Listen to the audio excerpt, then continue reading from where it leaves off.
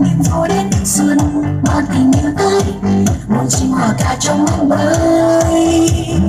Hoa mai đầu khoe sắc hương xuân tràn ngây ngất, ta nghe trong lòng dần dần rất vui. Xuân trong xanh ngát còn tình bình yên qua, phần xuân về quê đâu có. Năm vang là câu chúc cho gia đình sung túc, hân hoan chào mùa xuân mới sang. Xuân đang từ trên bước trong hương tâm hồn phơi phới, rộn rã hoa ca bao điều lời xuân vui. Ô kia mùa xuân đường hoa nụ cười trái, lên trên cành mai. Nhà nhà hạnh phúc đón xuân vui sang, thêm bao điều bình an trong nhau không vì lo xa đến luôn ấm đau.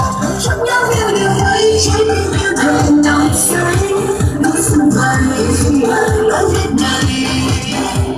Xuân đang mang bình an tới, người nhà cùng đón Tết xuân về đây. Đón xuân mùa hồng trời mây, pháo hoa ra mùa xuân quay quần bên tay trời. Hát thức ca mùa xuân trên thiên đời rộn vui. Người yêu người cất tiếng cười, mùa xuân tràn đang về đây tươi mới yêu đời.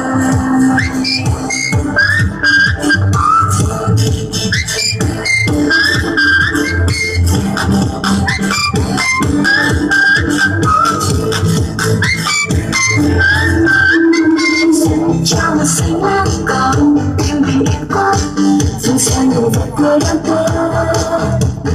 Ngân vang đàn câu chúc cho gia đình sung túc, hân hoan chào mùa xuân mới sang. Xuân đang từ trên bước trong tâm hồn phơi phới, rộn rã hoa ca bao điều lời xuân vui. Ô kia mùa xuân đang hoa nụ cười trái, lên trên cành mai. Nhà nhà hạnh phúc đón xuân vừa sang, thêm bao điều bình an trong nhau không vì lo xa đến luôn ấm đau.